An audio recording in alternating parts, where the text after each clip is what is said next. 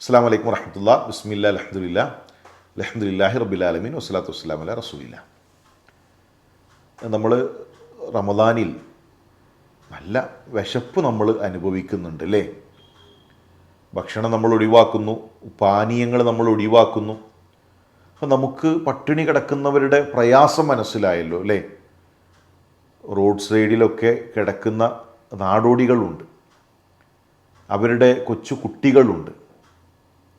ബസ്സിലൊക്കെ നമ്മൾ ഉമ്മയുടെ കൂടെ പോകുമ്പോൾ, ട്രെയിനിലൊക്കെ യാത്ര ചെയ്യുമ്പോൾ നമ്മുടെ ഉമ്മാനൊക്കെ തട്ടി ഉമ്മ വല്ലതും തരുമോ, ഭക്ഷണം കഴിച്ചിട്ട് കുറേ ദിവസങ്ങളായി എന്നൊക്കെ പറയുന്ന കുട്ടികളെ നമ്മൾ കണ്ടിട്ടില്ലേ അല്ലേ? അവർ നമുക്ക് പിന്നെ നോമ്പ് തുറന്നു കഴിഞ്ഞാൽ നല്ല ഭക്ഷണം കിട്ടും, നല്ല ഭക്ഷണം ഉമ്മ ഒരുക്കിയിട്ടുണ്ട്, ഉപ്പ ഒരുക്കിയിട്ടുണ്ട്, നമുക്കത് കഴിക്കാം.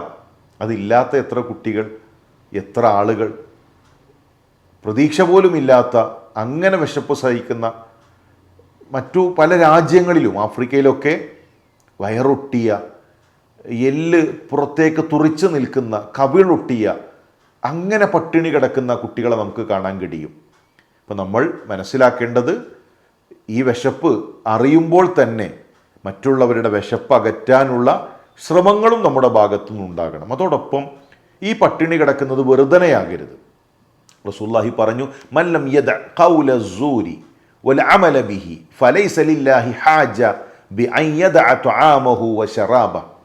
ഒരാൾ വ്യാജവർത്തമാനങ്ങൾ, മോശം പ്രവർത്തനങ്ങൾ, ഇതൊന്നും നോമ്പ് നോറ്റിട്ട് ഉപേക്ഷിക്കുന്നില്ല. നോമ്പ് നോറ്റിട്ടും അവൻ്റെ നാവിനെ നിയന്ത്രിക്കാൻ കഴിയുന്നില്ല. ഉമ്മയോട് മോശമായി സംസാരിക്കുന്നു, ഉപ്പയോട് മോശമായി സംസാരിക്കുന്നു, അതുപോലെ തന്നെ മോശം പ്രവർത്തനങ്ങൾ ചെയ്തുകൊണ്ടിരിക്കുന്നു.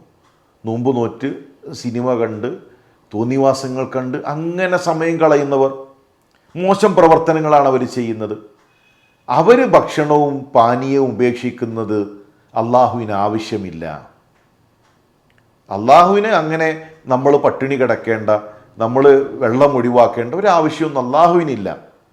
മറിച്ച് അള്ളാഹു എന്താണ് നമ്മളിൽ നിന്ന് ആവശ്യപ്പെടുന്നത്, അള്ള പറഞ്ഞാൽ അനുസരിക്കാൻ ഒരുക്കമാണോ എന്ന പരീക്ഷണമാണ്.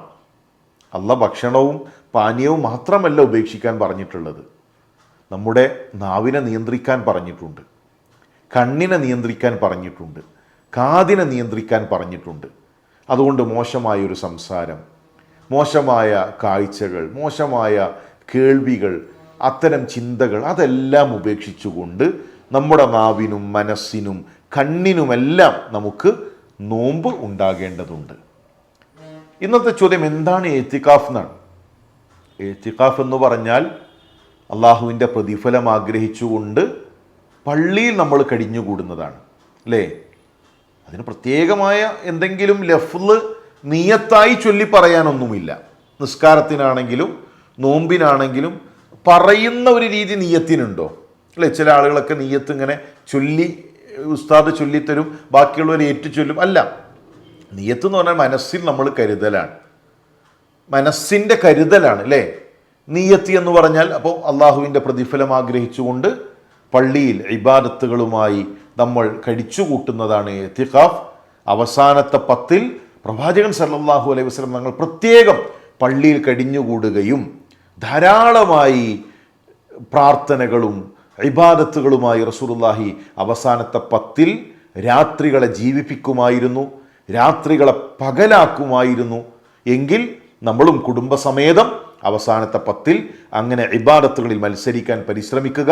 അള്ളാഹു അനുഗ്രഹിക്കട്ടെ. അസ്സലാമു അലൈക്കും വറഹ്മത്തുള്ളാഹി. കൂട്ടുകാരെ, അറിയാമല്ലോ, മാർച്ച് 23 ഓൺലൈനായി നടക്കുന്ന അലിഫ് കിഡ്സ് എക്സാമിന്റെ സിലബസ് റമളാൻ ചങ്ങാതിയുടെ 1 മുതൽ 20 വരെയുള്ള പാഠഭാഗങ്ങളും ക്ലാസുകളുമാണ്.